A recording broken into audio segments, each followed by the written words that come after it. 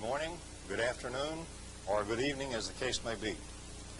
I'm Tom Bearden, the author of Excalibur Briefing, and I'm making this 2-hour tape to give you a presentation on some more fundamental work I am releasing in accordance with the Excalibur Briefing.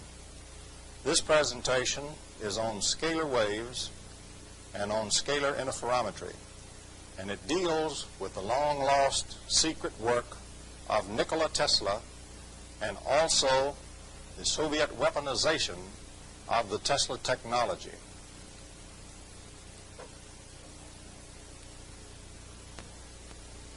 I want to accent that during this briefing we will not have time to cover in great detail everything that should be covered. I hope to highlight, however, the process and the technology that Tesla had, a new technology we do not know today, but one which he had prior to 1900.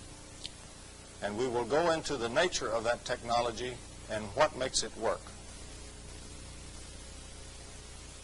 The slide we are presenting at this time deals with the conclusion of a report done by then Captain J.D. Lamoth for the Defense Intelligence Agency.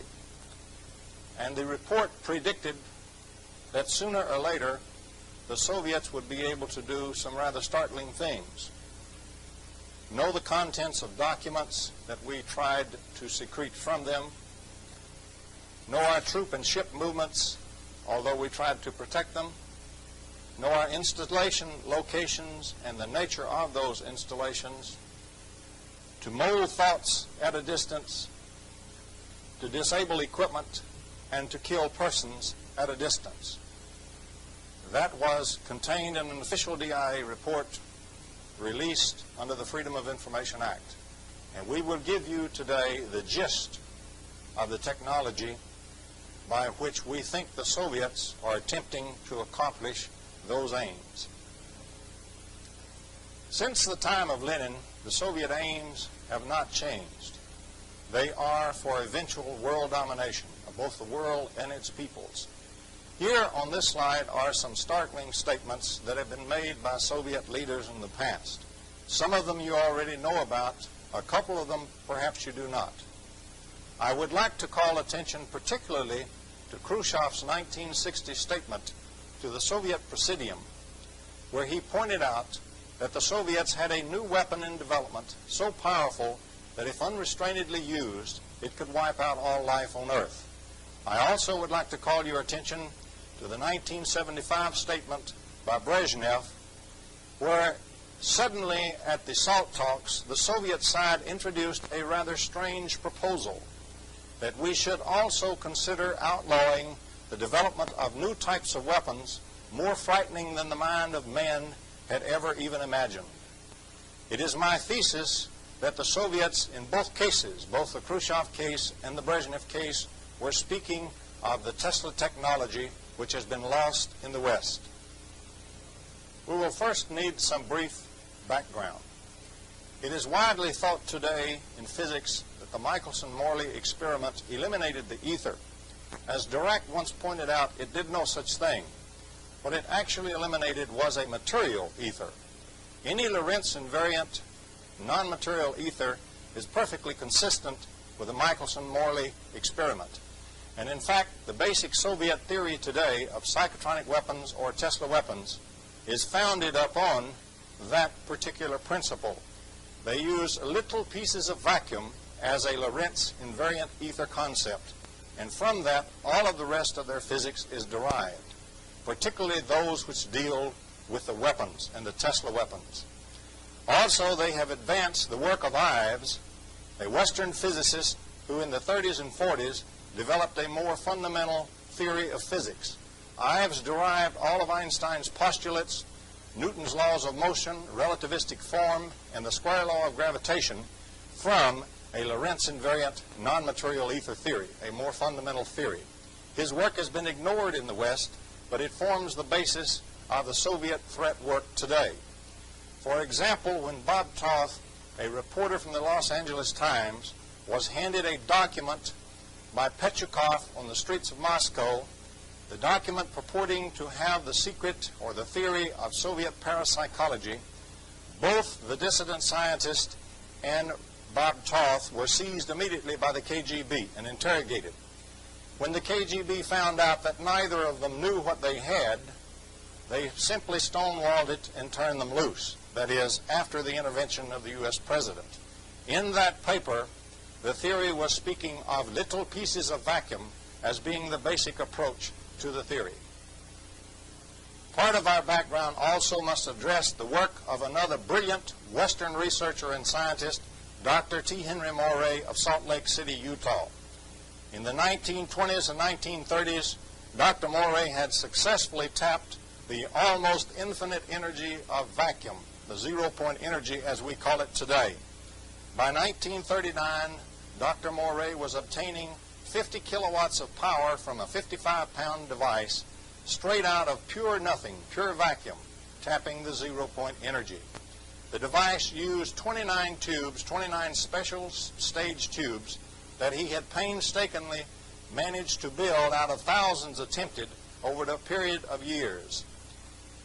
In 1939, a Soviet agent in that laboratory working with the device under Dr. Moray suddenly destroyed the device and beat it to pieces, heart-rendingly destroying the work of a lifetime. He also, however, had obtained drawings of the device, and we can be assured these drawings had been transmitted back to the Soviet Union.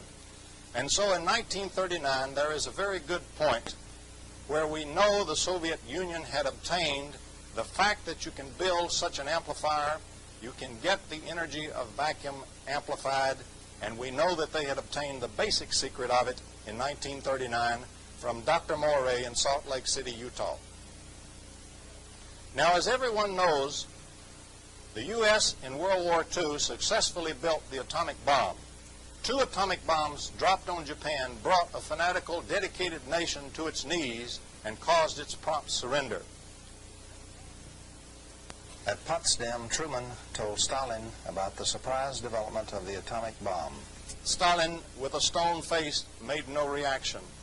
However, it is our thesis that when Stalin returned to Russia, he called in all his chief scientists in a rage. Stalin, you see, had planned to take over the world or make the Soviet move about 2 years after World War II. He knew that the West would beat its swords back into plowshares. All he had to do was maintain his armies intact, wait for them to disarm and dismantle their defenses, and then attack and seize Europe in 6 weeks. It would have worked except for the surprise development of the atomic bomb by the United States, heavily contributed to, of course, by Britain and by many of the other scientists that had been run out of Europe by Hitler. Now Stalin no longer could mass his troops, and so he had to wait and he had to catch up in the new weaponry. In a fury, he told his scientists that the destiny of communism had been frustrated by this great U.S. technological breakthrough, but that it would not be the last such technical breakthrough, but the next one had better be Soviet. Now, this is a man who's an absolute dictator. He kills his foes and his enemies, and no one dared oppose him. And so the entire Soviet Academy of Science did a backflip, a 180-degree turn, and took off into the hinterland, studying everything that existed that passed as paranormal or unknown phenomena. Wherever you found a yogi walking on fire or lying on a bed of nails or meditating, you were likely to find a Soviet scientific team studying and instrumenting them if possible. Their scientific colleagues might rail at them that this was not science, but the state kept right on paying their salary. It is my thesis that because of this effort, the Soviets resurrected the Moray work and resurrected the secret of Tesla. In going through the material of the West, which they set up a large effort to do, they discovered that the Tesla material had been lost, and they began to work on the secret. And so we have emerging then 2 primary things which we must look for in fueling the Soviet frightening new kinds of weapons unknown to the West. One of these is the Moray amplifier. The other is the Tesla technology. Now, in 1958, a very strange nuclear accident occurred in Russia. This accident was an explosion of atomic waste, we are told, from people who were nearby or who were connected with the treatment of casualties from the accident itself. If so, it left its signature, because T. Henry Moray, in his special tubes, had found it necessary to use a radioactive nucleus. The radioactive nucleus is one of the things which will tune in or interact with the strange Tesla waves that we will be covering later on in this presentation. And so, if we can believe that shortly after World War II, the Soviets resurrected the Moray amplifier, and by the early 50s had discovered the Tesla technology that had been buried in the West, then it is quite reasonable that by 1958 they would have been embarked in the building of great new weapons. This one, for example, was a weapon which would transmit a nuclear explosion through hyperspace. That is, it would transmit it out of our space and time at one location, pop it into a tuner at another space-time location in our world, with no travel in our world in between the 2 points. I will give you later a specific case in which I think this was successfully accomplished. Such a hyperspace howitzer, of course, would be using the Moray technology, we believe, in that time frame. We believe that in the early 1950s, perhaps by 1950 itself, the Soviets were embarked on the development of weapons from this technology. By 1958, they should have been in the advanced prototype or even towards the early operational deployment stage, certainly in advanced development. And we believe what happened was a howitzer of this type blew up in an unsuccessful test. The reason it blew is because when it went tuned into hyperspace, we believe the tuning mechanism was damaged, and instead of going narrowband, it went broadband. If that indeed happened, then the nearest broadband tuner would have gotten it. The nearest broadband tuner were the hot radioactive waste stored nearby the facility. Those wastes had all kinds of radioactive nuclei there, all kinds of tuners, and therefore a very broadband tuner existed nearby. So the howitzer simply blew the facility apart because the explosion emerged from the atomic waste nearby. But continuing our story, we switch now to a very strange incident shortly after the Cuban Missile Crisis. First, let us speak of the Cuban Missile Crisis. As you know, in 1962, Khrushchev, ever the ebullient peasant, began to stick long-range missiles at great speed into Cuba. These missiles would have covered the United States like a glove with nuclear firepower, and in one fell swoop, he would have changed the nuclear strategic balance of power. Of course, this was detected, and John F. Kennedy decided to call his bluff. In fact, Kennedy knew he was bluffing because at that time a Soviet colonel by the name of Penkovsky was cooperating with us by the courtesy of British intelligence, and Penkovsky verified that the Soviets were in fact not ready to withstand a nuclear assault, and their defenses and their nuclear missiles were in terrible shape. So Kennedy knew Khrushchev was bluffing, and he would have to back down. In that aspect, then, Kennedy called his bluff, and of course, as you see, Khrushchev did back down. What Kennedy did not know was that the great new superweapons were almost ready. But Khrushchev had jumped the gun, the weapons were not yet deployed, and so although we knew nothing of the superweapons, they were not available for use. Therefore, Khrushchev backed down during the Cuban Missile Crisis. We point out to you that is a very serious offense in the Soviet Union, in any communist state. A very serious loss of face had occurred. Khrushchev's days were numbered before he would be overthrown as the leader of the Soviet Union.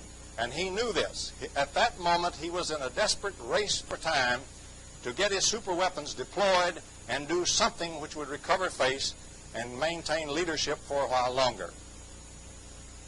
In April 1963, a few short months after the Cuban Missile Crisis, it is my thesis that the Soviet superweapons became operational for the first time.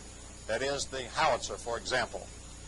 It is also my thesis that in April of that same year, Khrushchev scored a major triumph as a demonstration to the leaders of the Communist Party and the party membership that indeed his policy was the best. He did this to recover face and maintain his leadership.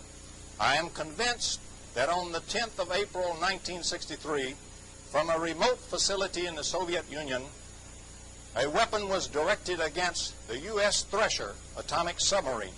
and that atomic submarine was destroyed from a Soviet laboratory as a full-up operational test of the first of Khrushchev's great new superweapons. I believe the submarine was destroyed utilizing its photograph. As we know from radionics, any photograph already maintains the pattern of the object, and it can resonate through hyperspace with that particular object. We will find later in this presentation that we're dealing with waves which can travel much faster than the speed of light and including infinite velocity. At infinite velocity, every point in the universe is totally together. And so any photograph which maintains the pattern of its object in the virtual state interactions imposed on it is in fact tied directly to that object with no distance between them in hyperspace. It is thus possible to use the photograph to direct that kind of wave directly onto the object at a distance, no matter where in the universe it might be located. If we check the incidents surrounding the loss of the Thresher, we find several very strange circumstances involved. Number one, the ship apparently began to disobey or not respond to its controls, and so it was in trouble when it started its deep dive. Another incident, which is very indicative indeed, is that its companion ship, the USS Skylark, on the surface above it, experienced great difficulty with its communication systems, several types of systems. In fact, when it became apparent to the Skylark that the submarine had been lost, it took over 1 hour, or just about 1 hour, for the submarine to transmit an emergency message because of the communications difficulties experienced. I point out to you that the Tesla technology we will be discussing later can cause such communications difficulties in multiple systems, and that is one of the signatures of the use of such weapons. Here on this slide we show a typical deep underwater nuclear burst. There's a standard formula to calculate such a depth at which the burst does not vent the gas bubble. In that case, the only thing that happens is a great wall of water rises up out of the ocean in a mushroom or conical type shape, mushrooms out and falls back into the ocean. One day after the death of the Thresher, that is on April the 11th, 1963, a jet airliner flying past 100 miles north of Puerto Rico saw a sudden emergence from the ocean of exactly this type of great mushroom-shaped cloud of water, which rose up approximately 1/2 mile and then fell back into the water. The incident was reported to the FBI and to the Coast Guard when the jet airliner landed. It has been scrubbed off and nothing was ever done about that particular anomalous report. A full report on that incident is in the files of SITU, the Society for the Investigation of the Unexplained. It is my thesis that what happened here was the first full-up successful test of an operational hyperspace howitzer from the Soviet Union. That is, a Soviet submarine passing by dropped off an underwater receiver for the test. And then from the laboratory in the Soviet Union, a full-up nuclear explosion was transmitted through hyperspace into that receiver in the ocean successfully. And so on April the 11th, Khrushchev had succeeded in a great 1-2 punch as a full demonstration to the Communist Party that indeed the new operational weapons were there, and indeed he, Khrushchev, should remain as their leader. We would like to pause briefly now and return once again to the past, to Dr. Nikola Tesla. Dr. Tesla is a strange genius who essentially gave us almost single-handed the electrical 20th century. Before 1900, Nikola Tesla was firing lightning bolts 75 to 100 feet in distance. He had built the most powerful coil ever built in the history of man, or ever dreamed of. He also had developed and also later designed the LC oscillatory circuit, which made radio possible. He in fact conquered AC power and made it practical by in fact inventing the rotating magnetic field, by which most of our AC motors and generators still are operating. They are still Tesla generators and Tesla motors in most cases. And so he made it practical to transmit AC power at a distance.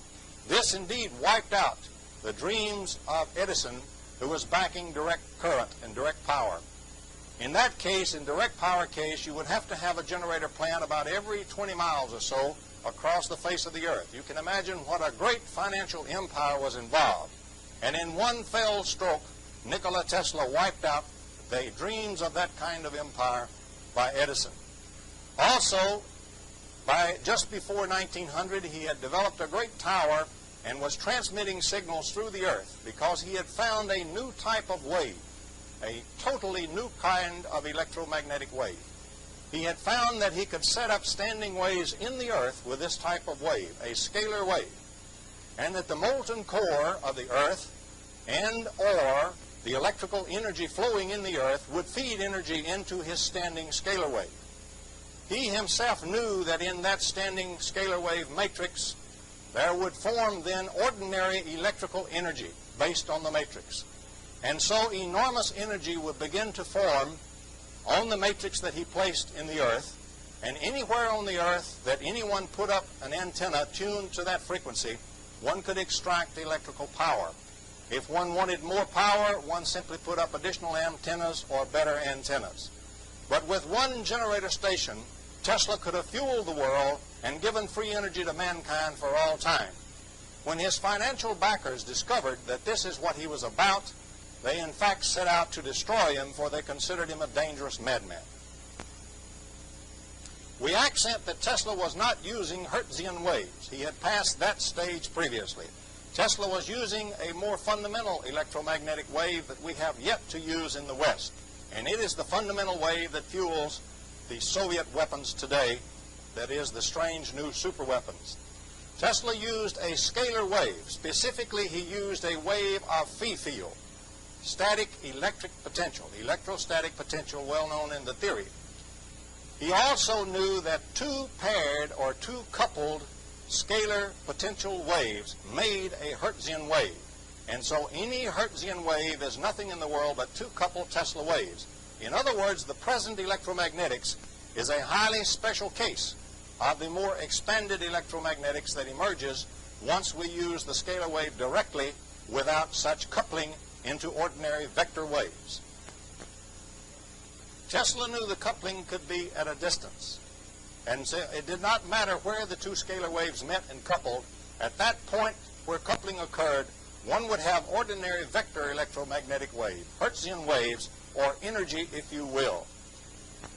When his backers found out what he really intended to do, that is, give free energy to mankind forever, they knew that this would destroy many financial empires which depended for their control upon the control of energy production and energy resources. So they considered Tesla a dangerous madman. All his financial backing was removed. Eventually his laboratory was burned. Various and sundry other blockages were put in his way, and this man then eventually became a non-person. He was totally isolated. So the man who had been the greatest inventor and scientist in the world in 1900, by 1914, had already become essentially a forgotten non-person. On this slide I am showing some excerpts from the history of the development of what today is called Hertzian potential in electromagnetic theory. I want to call your attention particularly to the 1903 paper by Whittaker, who proved that any vector field can be replaced with two scalar fields. In other words, by projection from that, then any vector wave can be replaced as two scalar waves. And this essentially is the thing that Tesla had discovered. Notice the close timing of the 1903 Whittaker paper with the fundamental work that had been done already by Tesla. So, in fact, in the hardcore theory today, there already exists the proof of the coupling of Tesla waves into ordinary vector electromagnetic waves. The theory was extended later by other workers in the field, particularly the work of Nisbet in 1955. And on this slide we show some of the work that we referred to, that is, the paper by Nisbet and other work in the field. This again is not a comprehensive reference list at all. It is merely pointing out that in the foundations of electromagnetic theory, the case for the Tesla wave and Tesla pair coupling into electromagnetic wave already exists, but has been lost in the West. In the West, we have concentrated our attention specifically on the vector wave, on the Hertzian wave, which can only move at a single velocity in vacuum. C, the velocity of light. Specifically, C is the velocity of the vector wave. If we have scalar waves, they need not be bound by that velocity at all. In fact, we will find later that the phi field, for example, can move at any velocity or be made to move at any velocity essentially from 0 to infinity. On our next slide, we point out some present theoretical facts that one should be aware of. First of all, the present phi field is totally a spatial concept.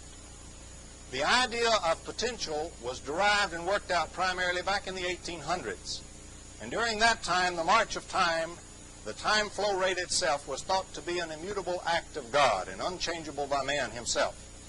We know today that is not true. Relativity has taught us that the flow of time can in fact be changed and slowed down at least. However, in the 1800s, that fact was not known. Potential theory was developed well before Einstein's relativity came along.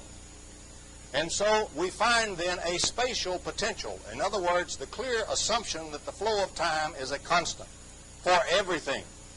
The flow of time is assumed constant in the present electromagnetic theory as it is set up with spatial phi field, which I'm calling on this slide phi 3.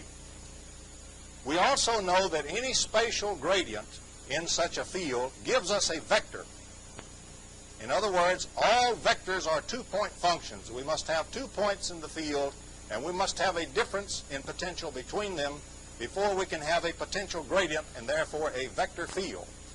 The concept of voltage is also a 2-point function. It is always the voltage between 2 points.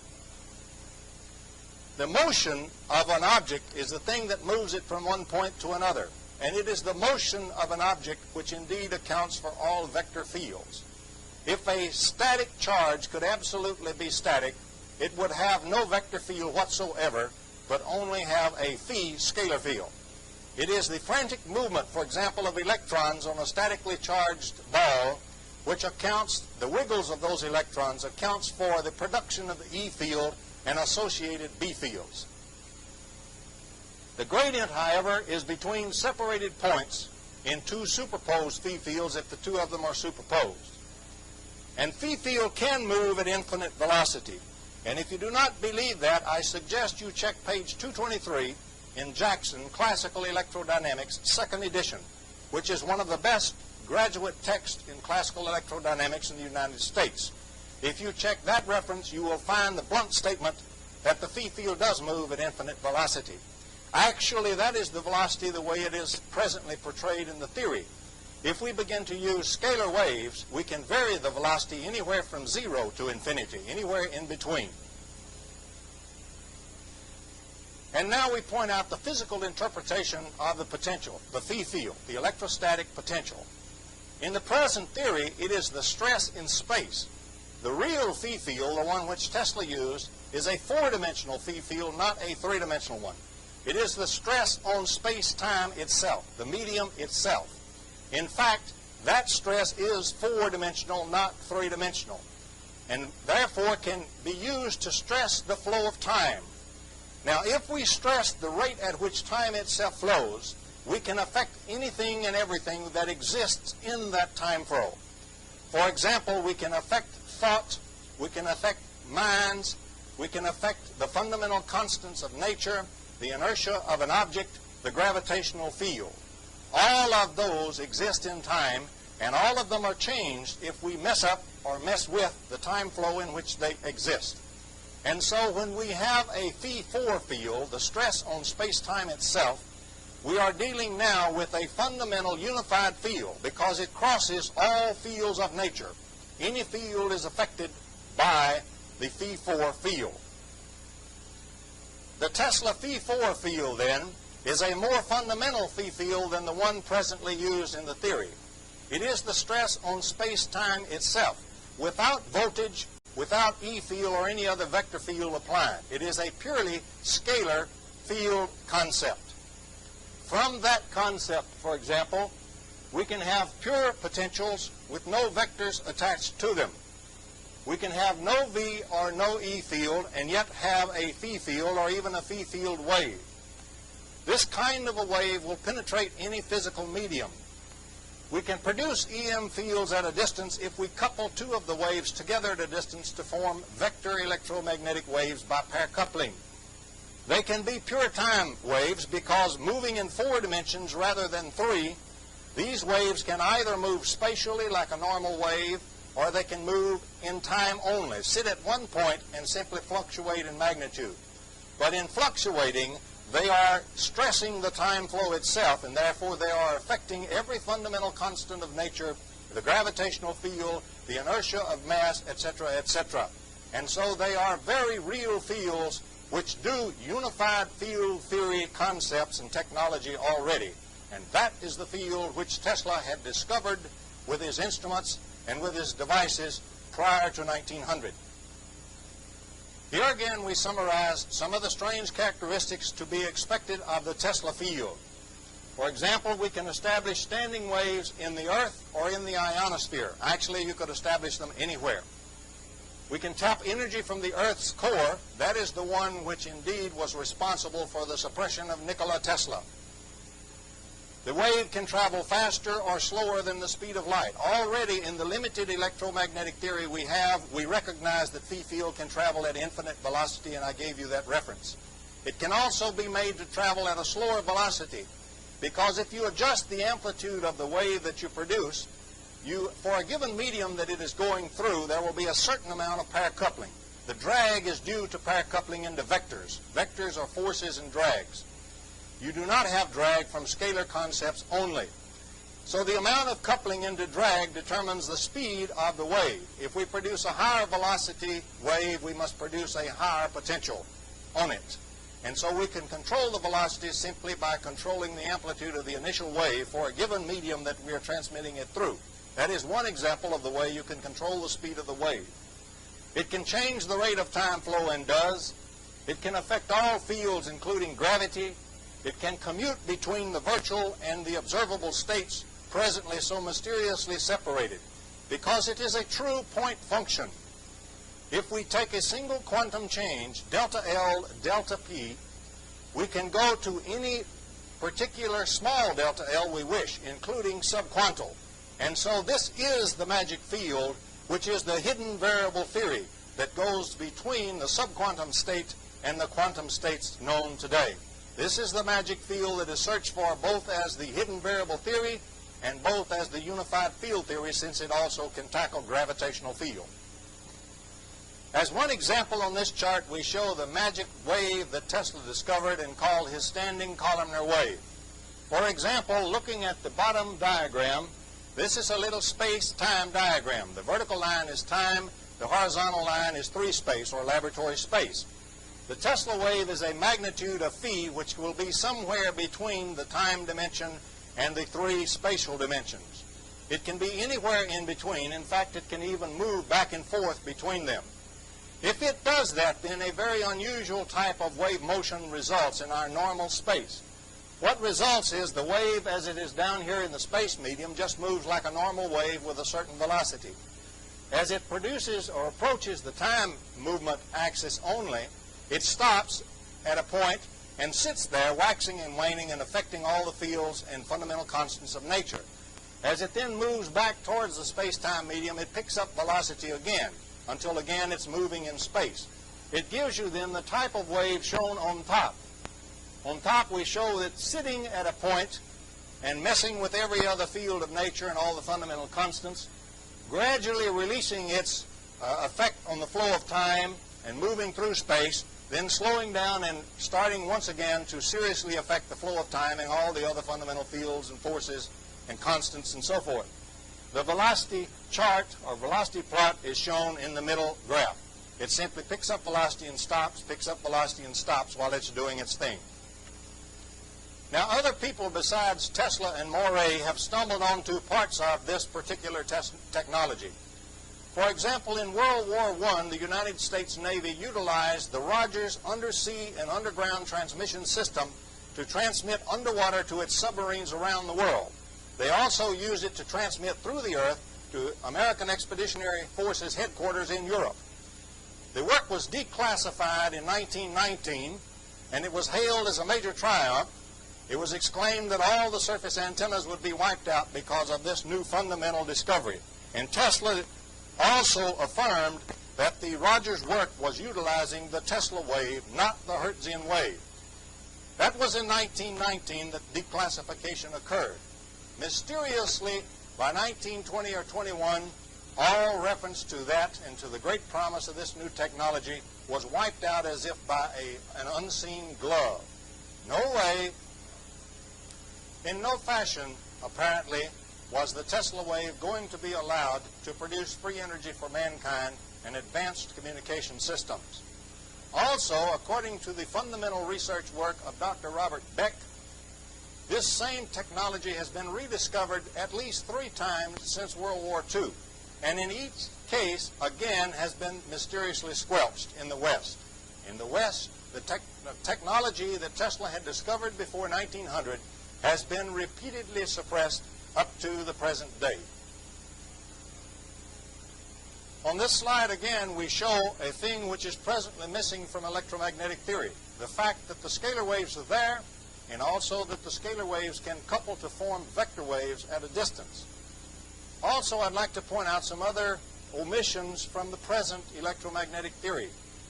One of the crucial and critical aspects of the theory that is fallacious is the confusion of charge and charged mass. They are not even dimensionally the same thing. Mass does not exist in time.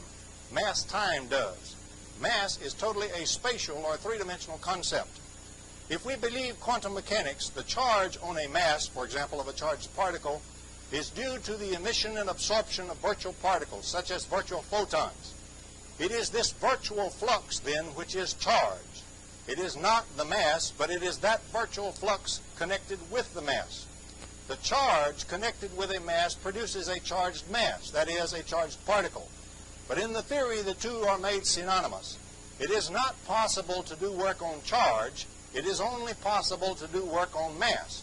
Force is defined in the simplest case as mass times acceleration. No mass, no force. So phi field, in fact, is nothing in the world but the intensity, or the four-space density, if you will, of the four-space virtual flux in a region. It does not matter whether or not there is any mass, observable mass, in that region. For example, if we believe the present theories of vacuum, vacuum itself has a very high level of primordial electromagnetic energy. It is also full of scalar waves. In fact, everything is going bananas. Incredible amounts of energy are in the pure vacuum itself. These energies are there in the form of charged, not as charged mass. In other words, there is no observable mass connected with them, and that's what the vacuum is. And so the present theory must be again changed. We must substitute at least 3 terms for every term that presently has charge. One term is charge itself in the correct sense. The second term is the mass that's connected with the charge. And the third term is the relationship or the connection or coupling between the two. Now, a scalar wave is a wave in the background phi sub 0 of vacuum itself. In the present theory, that phi sub 0 is assumed 0. It is not 0. It is, in fact, a very high value. It is, on the average, constant if nothing is disturbing it. But if we produce phi waves, scalar waves, Tesla waves, what we are producing are, in fact, waves in the phi sub 0 medium, space-time itself. In other words, space-time is phi sub 0. And phi sub 0 is 4-dimensional. And that is what the phi sub 0 wave is produced in. That is what Tesla found out. You can actually shape the fundamental space-time medium itself by the phi field Tesla scalar wave. The scalar wave is also a longitudinal oscillation. When coupled, the pair couple makes a vector wave, which is a transverse oscillation. And so transverse waves, or Hertzian waves, are always coupled scalar longitudinal waves. That coupling can occur at a distance. It need not occur immediately at the point at which the scalar wave is produced. However, in our real world, there are so many moving charges, essentially everything is charged, that the moment a scalar wave is produced, much of it or most of it is coupled with other scalar waves that are being produced around or passing through the vicinity. And so we find, for example, excited states of atoms emitting photons, that is, pair-coupled scalar waves. They also emit some scalar waves that are not coupled, but we have no instruments at present to detect them. For example, the scalar wave does not push electrons. It takes a force to push an electron, and that's a vector concept. You don't get it unless you have a vector wave. The scalar wave doesn't push electrons, and so our electron-pushing detectors do not detect it. Strong scalar waves can be detected, for example, with such things as Geiger tubes, because the Geiger tube is a pileup of charged masses, but we don't care too much about the mass, just look at the piled-up charge. In other words, the charge density is increased. And so if we pass a phi wave through there, it rides like a cork on a wave of water and rides up higher in phi wave. It's as if every single electron acquired a little bit greater charge, a little bit greater phi field. And so if it becomes the ionization, we get a cascade discharge, and so the Geiger tube will read. It gives us vector fields, and that pushes electrons, and we get an indication. If we wish to detect weaker scalar fields, we must indeed use interferometry techniques. We must pair couple to produce vector fields, and that is scalar interferometry. And so we use such things, if we wish to detect them, as electron interferometers. Now, there are indeed some natural scalar interferometers around that can be studied if one is very careful. One of the standard phenomena that is produced by this fashion is what is called earth stress lights, earthquake lights, mystery lights, ghost lights, and so forth. There's a myriad of terms for the will-o'-the-wisp. It is produced usually in or near fault zones in the earth. Now let us discuss what we have when we have a tectonic plate fault zone in the earth itself. In other words, we have a split under pressure, under high stress, of the tectonic plate rock itself. In that case, what we have is something like on this diagram. Each place we have a crack, we have, for example, very high pressure in the rock on each side of the crack, and it is stress relieved in the crack itself. And so we have indeed a scalar interferometer. The rock is producing very high phi field from the charges of the telluric currents flowing through it and the pressure. It is also producing it on the other side, and those two can couple together and form vector waves under certain circumstances. Now, the quartz in the rock is in fact a piezoelectric crystal, and there are little grains of various size in the quartz, and they're randomly oriented by and large. Under pressure, then, this becomes what we can refer to as a Prigogine system. Ilya Prigogine in 1977 was awarded the Nobel Prize in Physics for producing a new thermodynamics of systems far from thermal equilibrium. And this is such a system, or it can be, in a scalar interferometer in a natural stress points and fault zone in the Earth. For example, under the Prigogine effect, what we are now are led to believe is that from total disorder, highly chaotic disorder, large-scale order can emerge and stabilize, completely in contradistinction to the present linear thermodynamics theory. And in fact, if this system becomes a Prigogine system, that is what happens. Large-scale orders of electromagnetic field emerge and stabilize. And so we will expect to produce electromagnetic field at a distance. The way it's actually produced at a distance is with coupling of scalar waves. That is, each of the little tiny quartz crystals also has little stress cracks in it and also is a little tiny interferometer. And so these little scalar interferometers have a myriad of, for example, frequencies that they are producing as they are squeezed and stressed. They constitute an approach toward a Fourier transform of patterns. Under certain conditions, those patterns can actually form based on Fourier transformation. And if two of them form at a distance just right, they couple to form the standard little spook light or mystery light that we see connected with fault zones and earth stress activity. And that is exactly how they are produced, and they're produced by Tesla scalar interferometry. Now on this slide we show that in a little bit greater detail. We show again the fractured rock from one side of that scalar interferometer, and we show the myriad of little small scalar interferometers that occur in the quartz and in the rock itself. And so what we have is an ever-evolving system of scalar interferometers, each feeding the other. In that case, we can get very powerful phi fields from each side of this rock stresses and the interferometer, and we can get coupling at a distance to form the mysterious will-o'-the-wisp, ghost light, spook light, and so forth.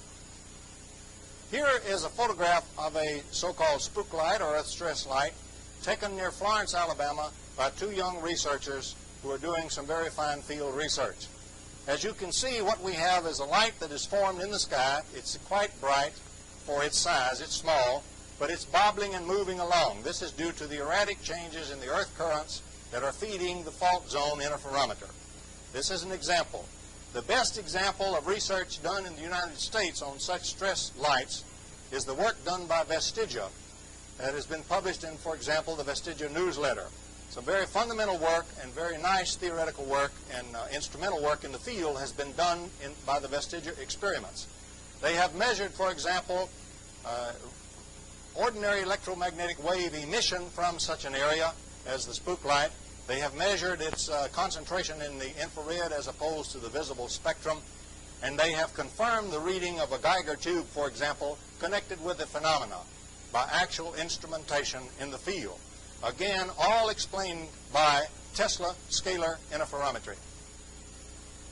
Actually, another very good scalar interferometer is sitting up between the two ears of each listener. The two cerebral halves, for example, form such a scalar interferometry. The way one must produce phi wave without all the coupling or without so much coupling is that the charged masses, the ions or the electrons, for example, that are used to pile up to produce phi field must be moved at great speed, essentially at breakdown of the medium velocity. They must be moved as quickly as possible and then stabilized to hold the activity, the virtual state activity that constitutes charge. And so the way we actually must produce phi waves without so much coupling into vector waves is in that fashion. And that is why the human nervous system, for example, utilizes cascade discharges across large numbers of nerve fibers. For example, brain waves, so-called, are not waves along a wire. They are, in fact, cascade discharges of charged particles, for example. And it is in that fashion that the human system is able to use scalar waves and couple them then into vector waves, which will move the charges and give signals. I do not have time in this lecture to go into that, but let me say this. All of the phenomena of classical parapsychology can be explained by the new idea of phi field, that is a phi-4 field, by scalar waves and by scalar interferometry. It means that a finely tuned system, for example, human system, is able to form two scalar patterns at a distance, couple them and form energy at a distance. Energy on an object, for example, and that is psychokinesis when the object moves. That is the exact mechanism by which it is done. Just as the human system used electricity long before we knew anything about it, and it used FM, for example, it also uses Tesla scalar waves, and it uses scalar interferometry. As shown on this slide, the Russian experimenter, the Russian woman in the laboratory on the slide, is being instrumented and measured as she performs a psychokinesis. Now, in this case, what happened is that all her body rhythms get in phase. Then electrostatic energy begins to form on the object itself, electrostatic field. In other words, clearly showing that she is producing additional phi field on the object. The motion of charges in the object immediately makes vector field, and so we get a vector force on that thing which produces movement, and that is the way she does psychokinesis in the laboratory. With scalar technology, there are large numbers of free energy fields and free energy systems waiting to be tapped. Sources of unlimited energy available for mankind if we but bend the Tesla technology to our will. For example, some of them are shown on this chart here. The zero-point vacuum energy, which has already been successfully tapped by T. Henry Moray. The Dirac sea, for example, can be gone into directly with a scalar wave, and you can tap the energy of that sea, and that's inexhaustible. Time derivative fields themselves can be tapped just by differentiating the time and changing the rate of flow of time. Microelectrodynamic fluctuations of electricity can be tapped. We already know in fine grain that the ordinary electric field or electric current that we push through circuits is nothing in the world but the time triggers for enormous oscillations at nearly right angles to them. That's just classical electrodynamics. When we go to high enough frequency, the energy there is almost mind-boggling in our ordinary circuits. All that we really need is an extremely fast full-wave rectifier, and you can get free energy out of any electrical circuit that you already have. You could, for example, take a flashlight battery and power a modern automobile or even a battleship with that kind of technology. Telluric currents of the Earth are inexhaustible, as indeed is the Earth's core energy, which Tesla was going to tap, and the G-strain energy of space-time itself, the gravitational energy of all of the universe, is available for our tapping with Tesla waves and Tesla technology. For example, here we are showing the general scheme by which Tesla could have tapped the molten core energy of the Earth itself. As we show on the figure, we set up a standing wave through the Earth. There's one or two ways to do that. Once we have the standing scalar wave, we have a matrix in the Earth.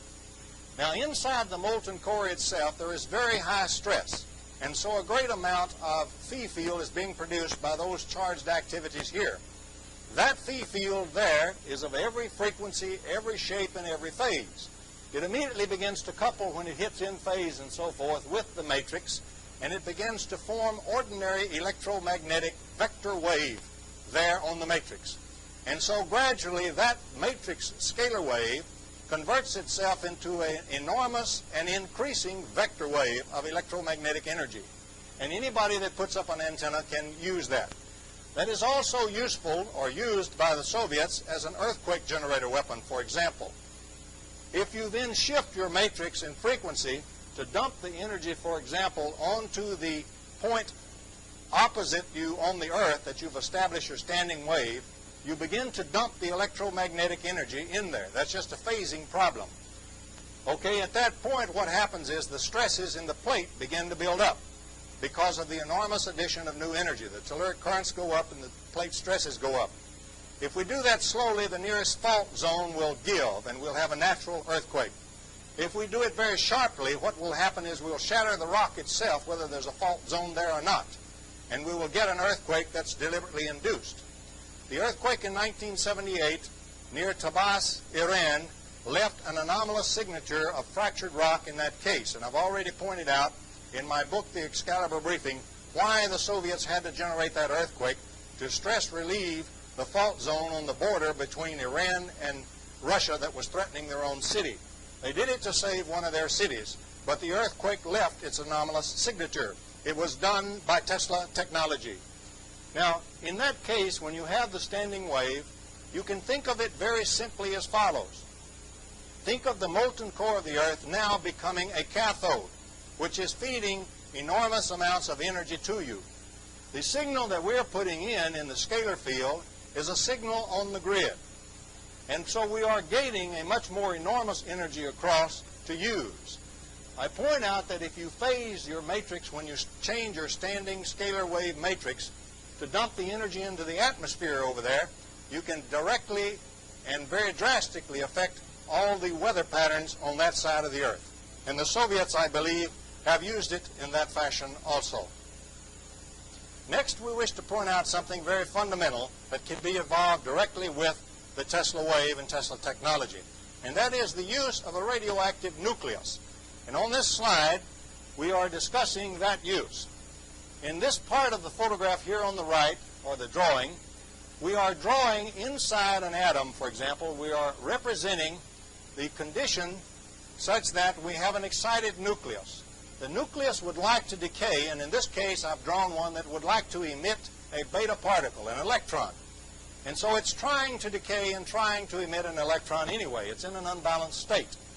Now there's all kinds of free electrons that are not free that are bound up in the Dirac sea, which permeates everything, the sea of negative energy electrons. So if we put now the system and make it a many-particle system in which this electron exists, for example, Moray in doing so ground up germanium and ground up several other things, including a radioactive nucleus material, ground them very finely and press them at extreme high pressure and paralyze them so that the stresses were locked in.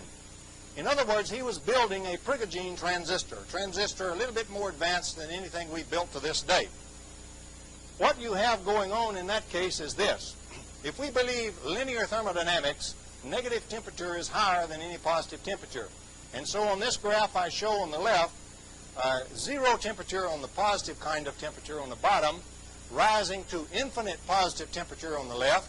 That's the same thing as zero negative temperature, and negative temperatures then go on up above the positive infinite temperature. There are even experiments, for example, with nuclear magnetic resonance, where we can watch a particle come down through positive infinity temperature. The Dirac sea is up here in the negative energy states. If we establish a Prigogine effect, however, we make it highly nonlinear, and so we establish a nonlinear position from the Dirac sea down into the normal positive area. In other words, now electrons in the Dirac sea can on occasion fall down through this Prigogine tunnel and come off with very high positive temperatures. And so you can tap the Dirac sea with a combination Prigogine effect and Tesla scalar phenomenology. Going back over to my diagram on the right, what happens is we put a scalar field, scalar potential, onto that Dirac sea electron. We force it out through the nucleus itself that's trying to emit an electron. The electron is bounced out of the nucleus and immediately replaced by the one lifted from the Dirac sea. And so the nucleus does not decay. This is a reaction that is not presently known in physics. That is, the emission of the beta particle from an excited nucleus, but the nucleus remains excited and unbalanced. And that is due to the Prigogine effect and the use of a Tesla scalar interferometer.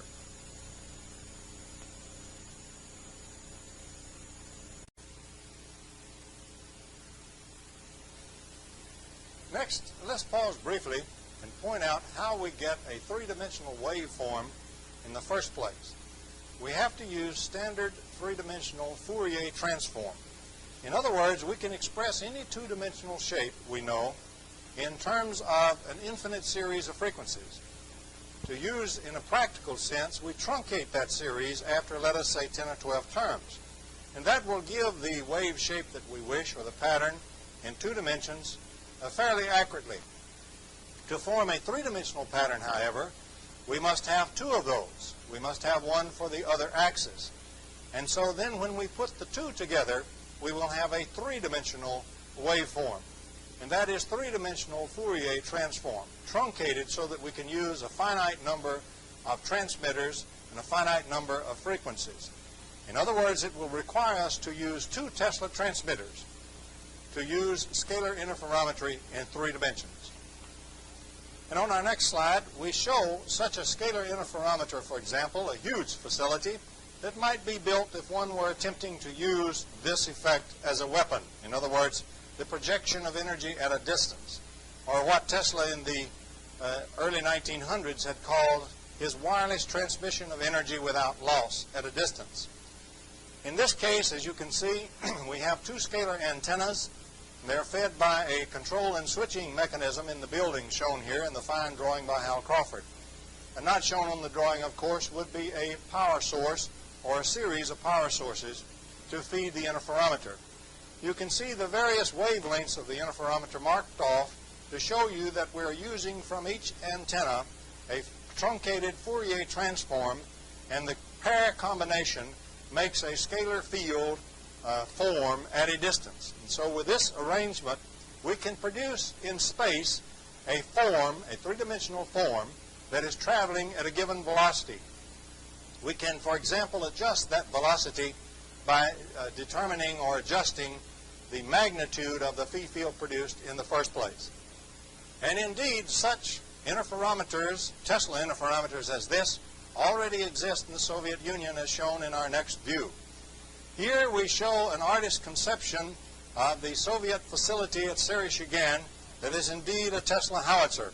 This is taken from the pages of Aviation Week and Space Technology and is being used here with their permission.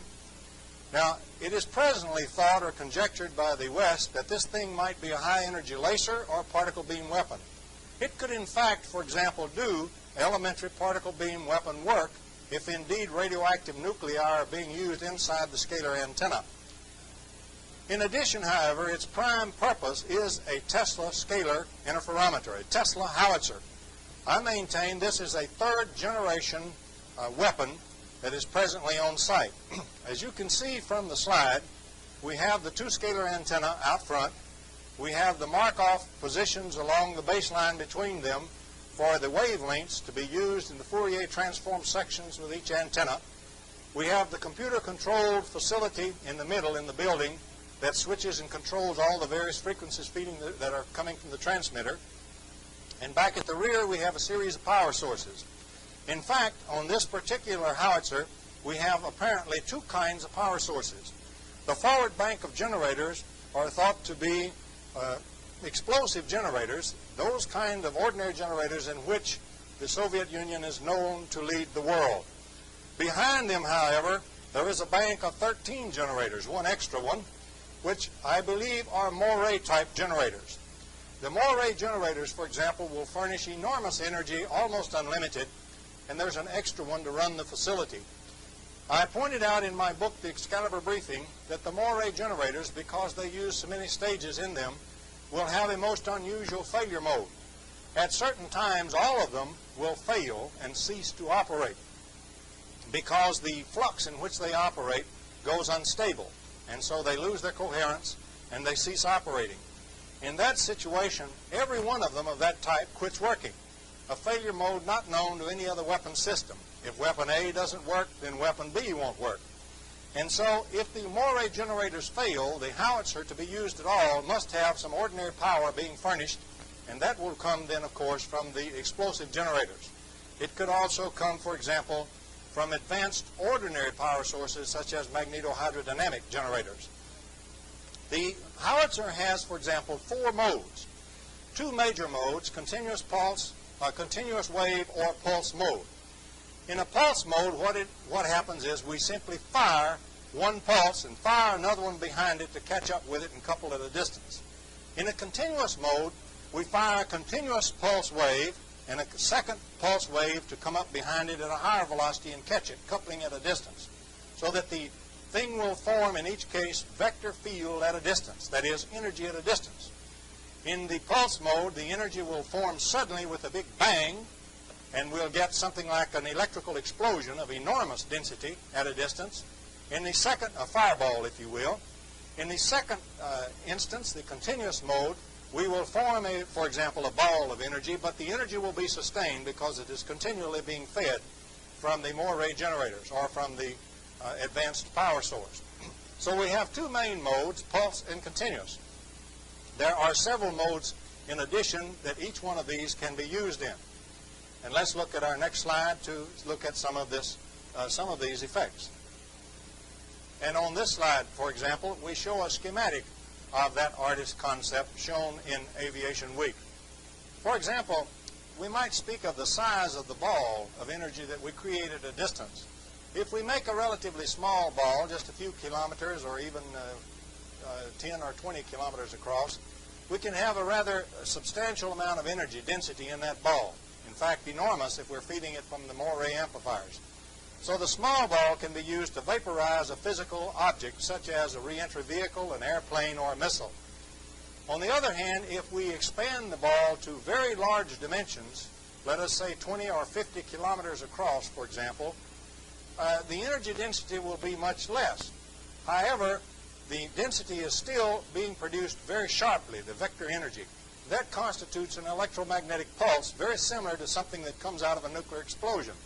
And so in this fashion, it can be extended to a very large ball and still accomplish EMP degradation or damage or destruction of the electromagnetic circuits inside airplanes and missiles and re-entry vehicles, for example, and also the electronic circuits inside nuclear warheads. So the ball can be used or expanded to be used for a very great coverage, or it can be used for a very small coverage but extremely high vaporization coverage of a vehicle. It can be used several thousand kilometers, for example, away from the basic Tesla howitzer that is projecting it. Now on this slide, for example, coming from that large globe use, we see a case taken from Afghanistan, seen by Nick Downey. This, for example, article is reproduced from the London Times. This incident and a series of these incidents were seen by Downey, and they occurred in September 1979. If you recall, in September 1979, September the 22nd to be exact, we had the first so-called nuclear flash seen off the coast of southwest Africa and picked up by our Vela satellites.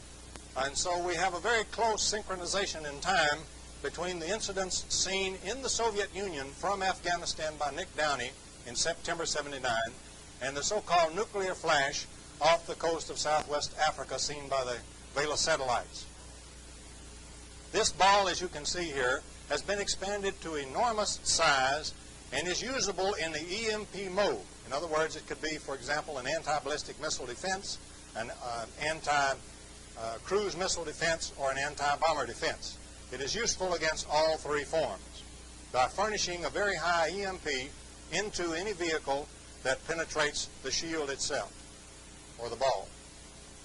Now on this slide we show how the flash, so-called nuclear flash, off the coast of Africa was produced, the one seen by the Vela satellite in 1979. What we have is a howitzer, a Tesla howitzer, very similar to that one at Sereshigin, possibly that exact howitzer. We produce from the two antennas first a ball form which is traveling at a certain velocity. This velocity may be slower than the speed of light or faster than the speed of light.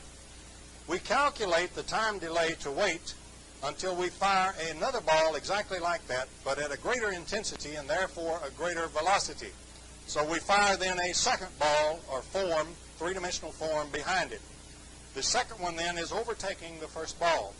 And we have calculated the time delay so that the second form overtakes the first one over the target area, couples with it, instantly forming electromagnetic energy, exactly like the EMP, the sudden formation of EMP from a nuclear explosion. You get exactly the two pulse symptoms that you get from a nuke explosion in this kind of an affair. And that's exactly what the Vela satellite saw. We point out to you that the second so-called flash seen in 1980 in the same general area by the Vela satellites appeared in the infrared only. They had no visible spectrum. And the entire analysis community is presently divided over exactly what they were. They indeed were not nuclear. There was no radioactivity associated with either one at all. They were not normal phenomena because one wouldn't go in the visible spectrum and the other infrared only. They were indeed from a Tesla interferometer and very probably from the one at Sereshigin, or one very similar to that one. And that is the way they are produced. Their energy is produced at a distance by that howitzer. There is, in fact, a whole series of incidents of this nature and other kinds of nature that are traceable to the Tesla interferometry effects and Tesla technology. For example, this slide that we're showing now shows a peculiar incident that is happening with a British satellite, the Ariel 6. When the satellite is over British Columbia or over one of the oceans, the Caspian Sea, it is often turned off on two of its coded command channels, only if the sun is shining. Now, this is even though the channel is coded. You can, for example, condition the satellite before it enters the mysterious turn-off zone by preconditioning it, turning it on in advance, and then it'll sail through without being turned on. And the reason is it's very simple with a very small device, Tesla interferometer, to produce energy onto that satellite itself and to produce it internally to the circuitry. It doesn't matter about the coding on the command circuitry. And so they can turn it on or turn it off if they wish. In fact, you can couple onto the two scalars that already form a vector wave. You can couple in a fashion to increase that vector wave if you couple in phase with it, or you can couple in a fashion to decrease the wave if you couple 180 out from it. And so you can use the same Tesla scalar interferometry effect to form onto a vector wave at a distance, additional vector wave to reinforce it, or other vector waves to kill it. In other words, you can extinguish or augment electromagnetic circuits at a distance with the same effect. And this is one of those that's being tested or has been repeatedly tested on a British satellite. As you know, a few years back, a series of U.S. satellites were also mysteriously blinded from the Soviet Union, in some cases up to 4 hours duration. Now, it's been suggested that those were done with lasers. If they indeed were done by lasers from the ground, then the Soviets have achieved a state of laser technology completely unknown to the West. it would be very simple to do that blinding of the satellites, messing up their circuitry, so to speak, without damage, without permanent damage, by using very simple Tesla scalar interferometry at a distance. And as we pointed out, the phi field is probably being used. We also point out that you can use the A field, the so-called vector magnetic potential field, in a different manner from what is presently known in ordinary electromagnetics. If you will check, for example, Feynman's 3 volumes of physics, if you will check in the 2nd volume, you will find that an experiment was done to see whether or not the A field was a mathematical figment or whether or not it was a real fundamental field of nature. The experiment proved conclusively that the A field, even when separated from the del cross operator that yields B field or magnetic field, is indeed a fundamental new field of nature. In other words, the present A field that's in the theory is used totally, always coupled with a magnetic field. We have not explored the use of the uncoupled A field whatsoever. But every magnetic circuit, for example, that has a coil in it, with the current going around through the coil, has a swirling A field in it. And we can, if we wish, disconnect that A field from the magnetic field, in which case we have a new kind of field, presently unknown and unutilized in Western technology. So the combination of the phi field technology and the A field technology will yield the full extent of the Tesla technology. As we said, many other cases of apparent Soviet testing of the Tesla technology has been going on around the world. Even in Vietnam, for example, we had some mysterious occurrences with our F-111, shown on this slide. Now, the F-111 is a very nice aircraft. It has a terrain-following radar. It has the latest and most sophisticated systems that the West can build.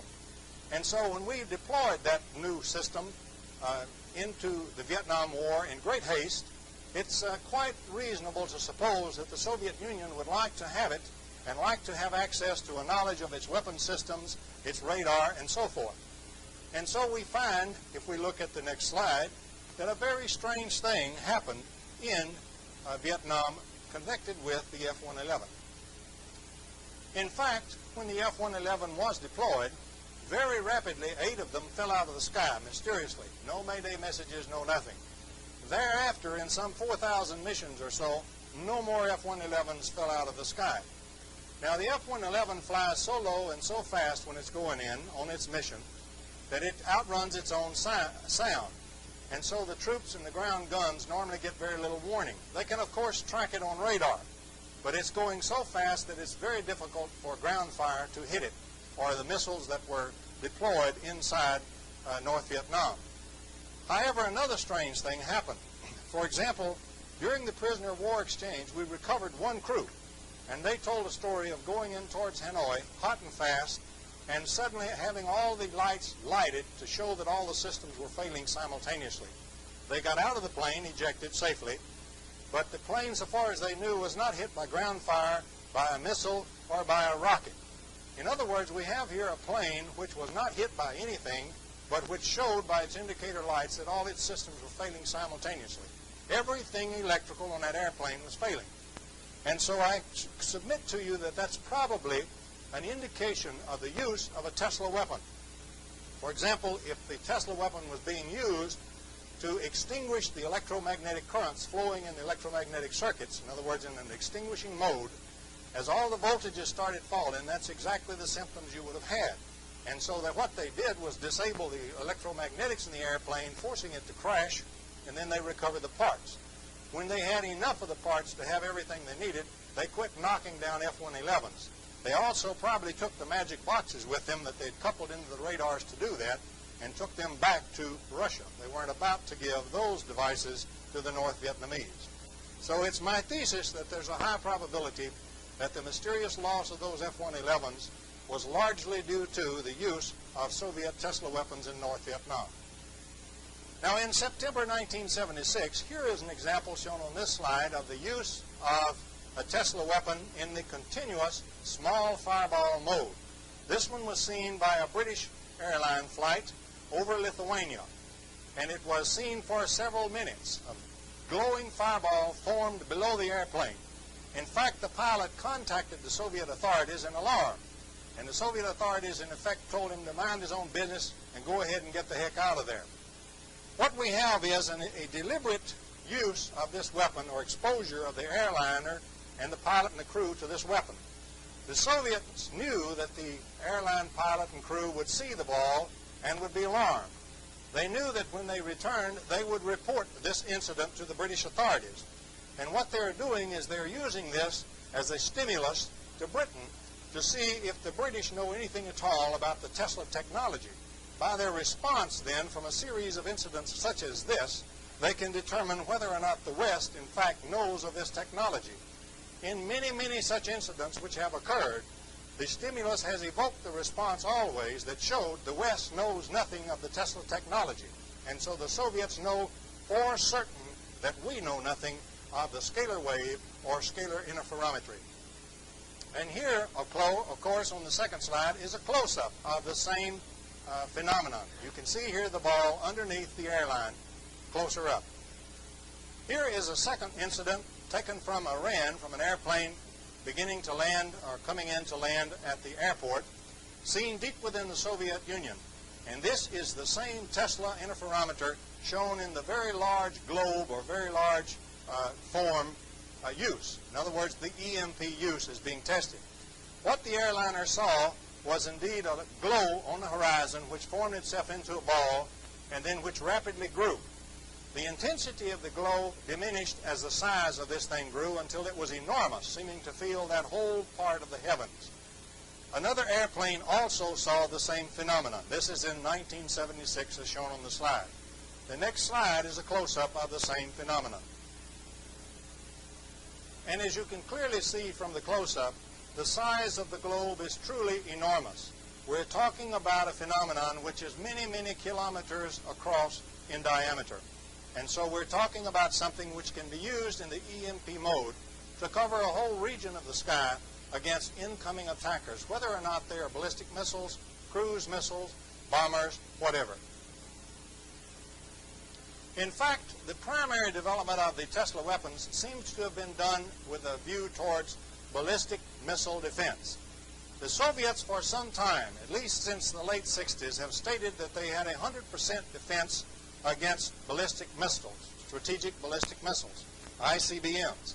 They have stated, for example, that the Western alliance has no such defenses and does not know this technology.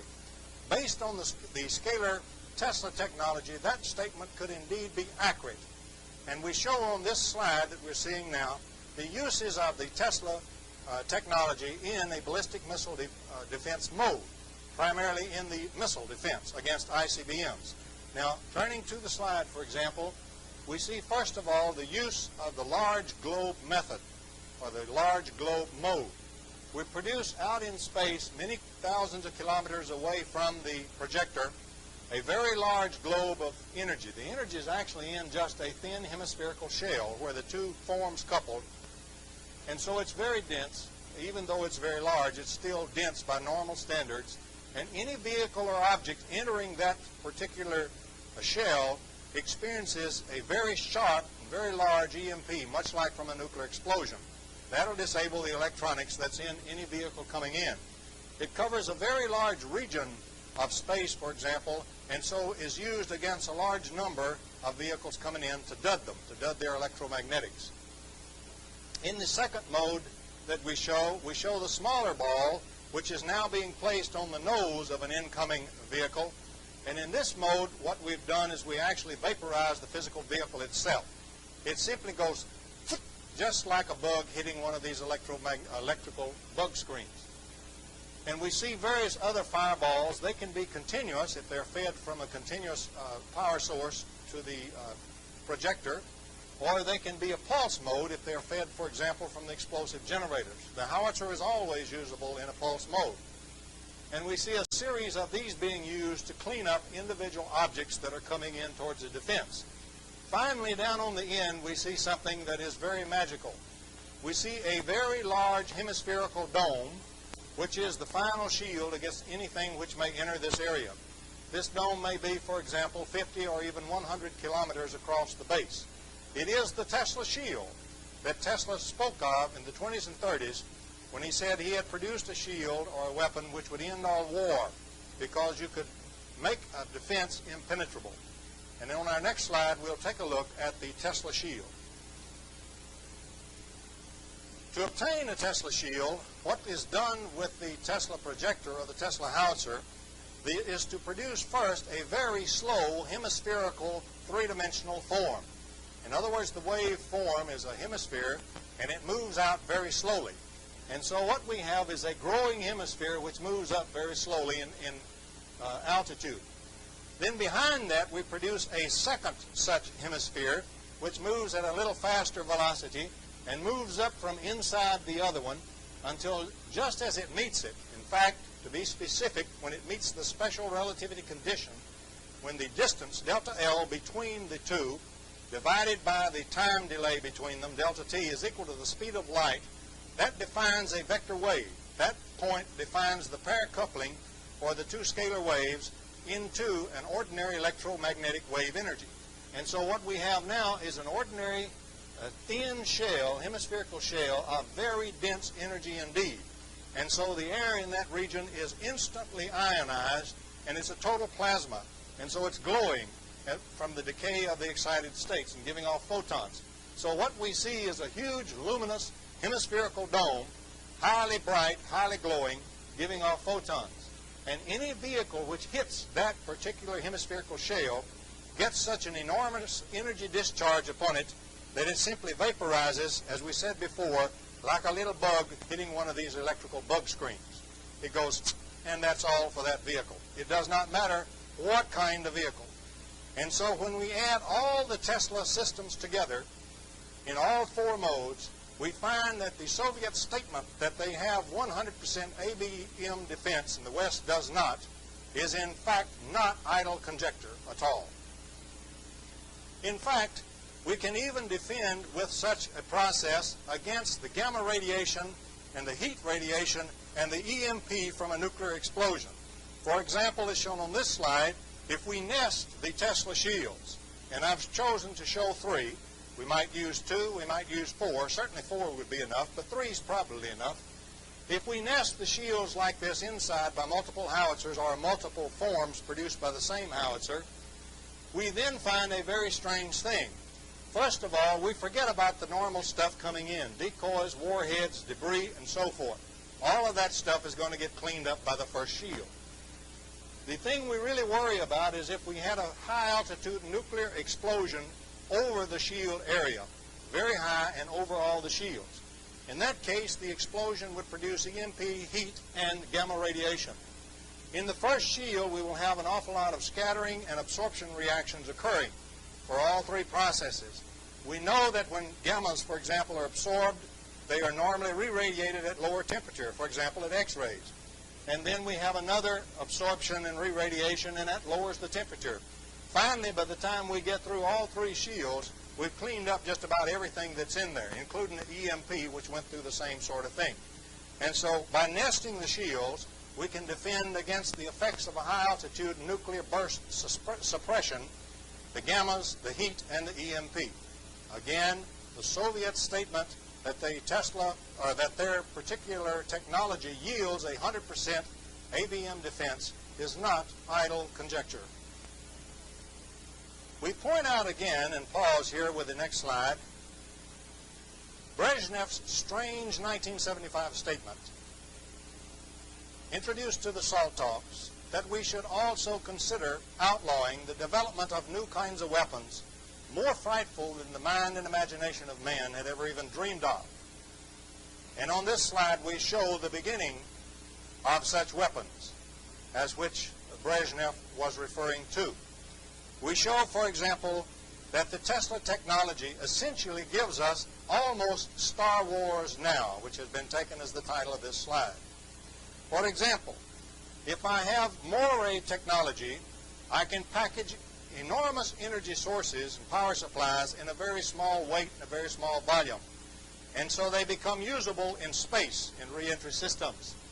If I use the Tesla interferometer technology, all that I need is a MIRV vehicle. I need one which I can drop off additional vehicles from and establish an interferometer in space. And I've shown here a couple of reentry systems coming in that have multiple reentry vehicles with them. And they are being powered by Moray technology, and they are using scalar interferometry technology a la Tesla. In such case, these things become emitters of enormous power, enormous weapons, almost like ray weapons, except the energy will be produced at a distance instead of traveling through space. Energy is vectors. It is not scalars. What happens is we fire first a scalar wave at a target, let us say a missile site. We fire then a second scalar wave right behind it, and we get the fireball burst occurring right on the missile site itself. We get EMP, we get all the things from a nuclear explosion, except it's all electrical. We don't get the radioactive fallout, and we do not destroy the farmlands. The Soviets do not care about New York City or any other large U.S. city. They really care about the U.S. farmland, which is what they really need from us.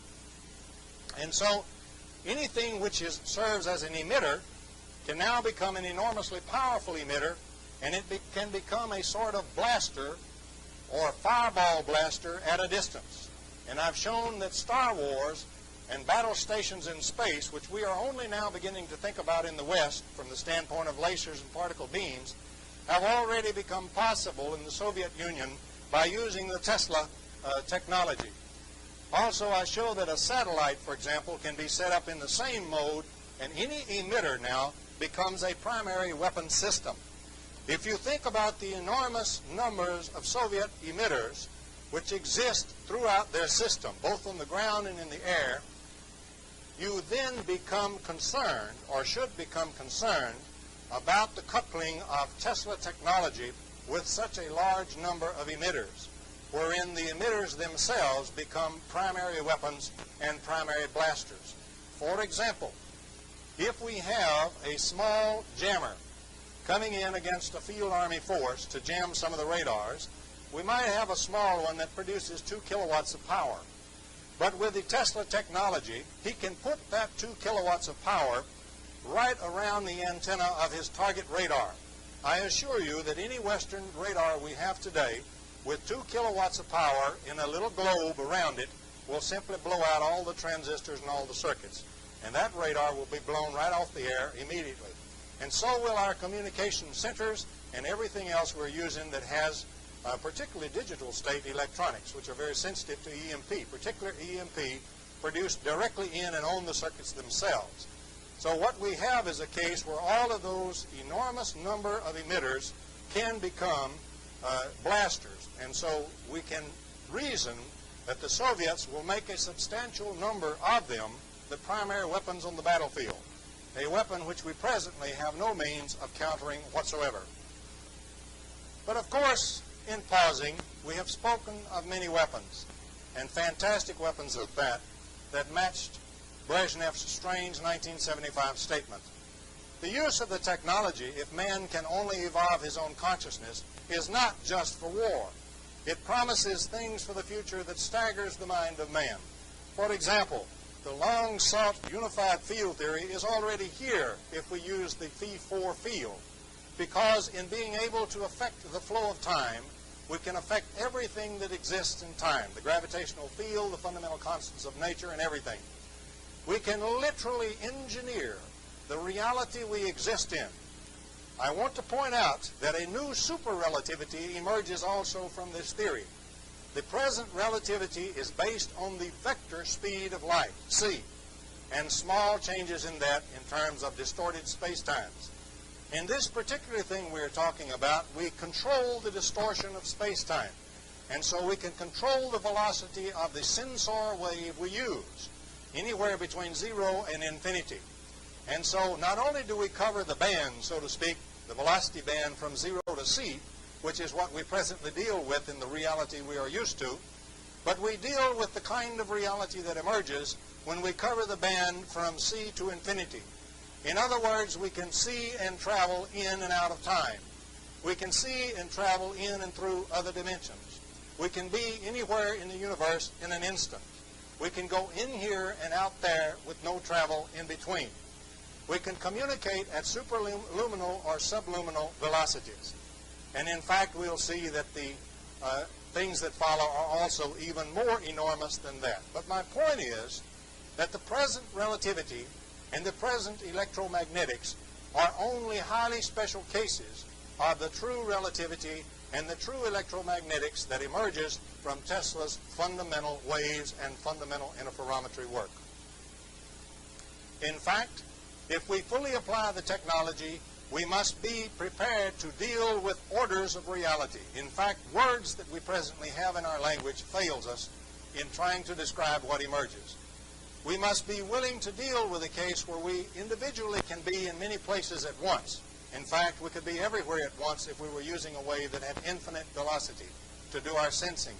We must be prepared for the fact that our sensor, which we normally associate to be our physical body in one little region of space-time, can be in fact placed anywhere we wish, and so we can be literally anywhere we wish with Tesla technology.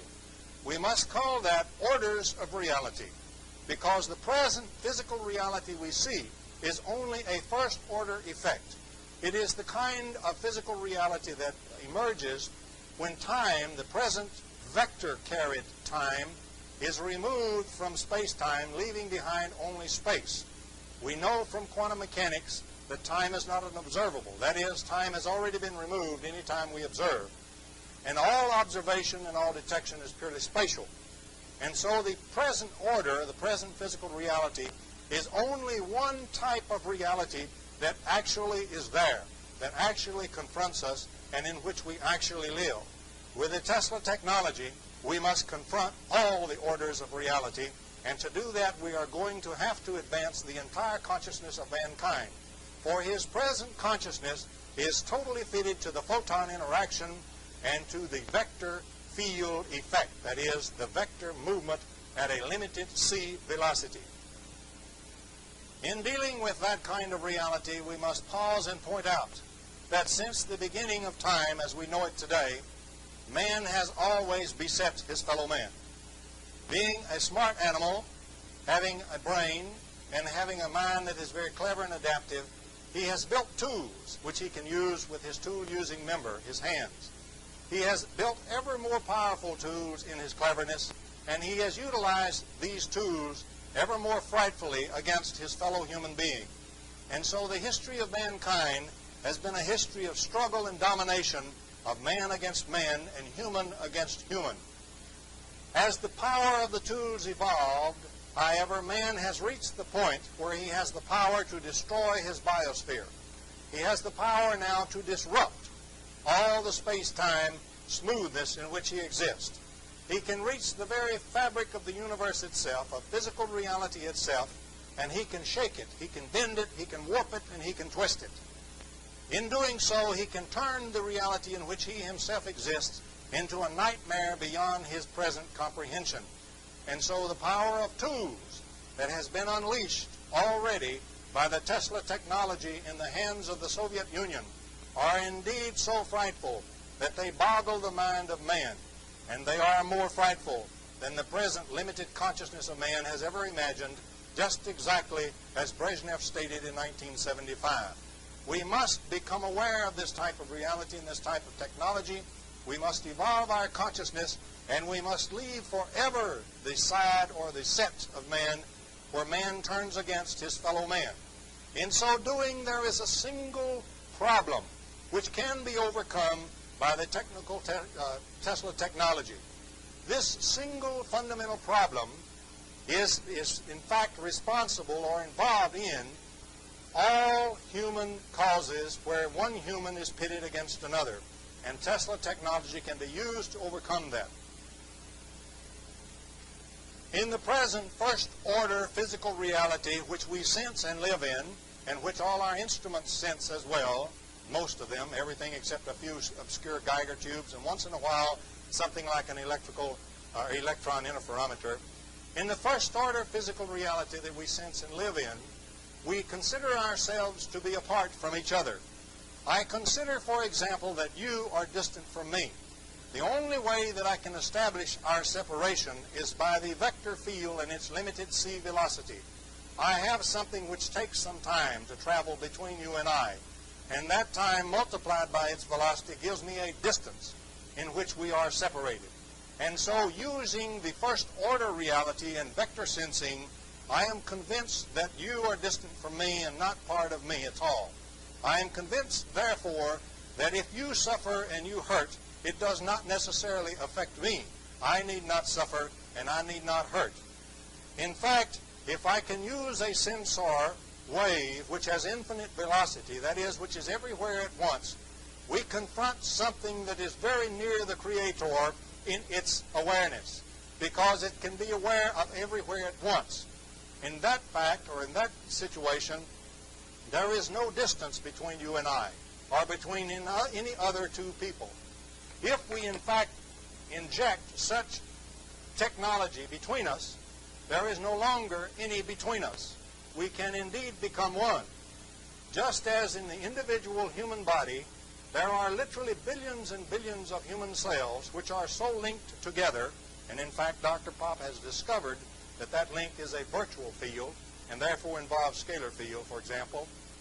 If we link human beings together by scalar processes which have infinite velocity and therefore no time separation and no distance separation, we indeed all become one. And the thing that is written in the Bible, that man is made in the image of his Creator, is quite indeed literally true. Each of us is the other, and we all are one. And that is where the Tesla technology must be used to carry us. It must be used to evolve humankind from its present limited consciousness to a more infinite consciousness, the consciousness of the next stage of human evolution. And so, if we can become aware of the Tesla technology, if we can first counter the Soviet weapons, and then if we can reach an agreement to banish the scourge of war and our divisions from one another forever, we can apply the technology of Tesla to mankind's betterment, to cure him, not to kill him, to make him a god, not to make him an animal. In that case, all of the things that I've shown on this slide can gradually become true, because that is man's destiny. First, we can control our lifespan. We can control all diseases. We can have superluminal communication. We can have transmutation of matter. We can produce anything and any energy that we need to produce. And eventually, we can recover our true consciousness and our true nature, which is the godhood and the God nature of mankind itself. It seems ironical to me in making such a presentation that with my Judeo-Christian background and looking at the Christian Bible, King James Version if you wish, long ago we find people writing words which, if I do away with the dogma and if I do away with the limited concepts of the time and try to express what they are saying in a non-dogmatic way and in the present concepts that we have today, they have a startling new truth. Man literally is built within the image of his Creator, or is one with the Creator himself, or he can be, because we now see and sense only the first order reality, only a limited electromagnetic interaction, and only a limited relativity. If we build the technology to link us together and to go for the more full and more advanced reality, we literally can recover our God nature. If so, then ironically, the strange, lonely genius, Nikola Tesla, who so many years ago, single-handedly almost, and against great odds at that, gave us the electrical 20th century, may very well have given mankind a more shining future than all the scientists and sages have envisioned. Thank you, and good evening.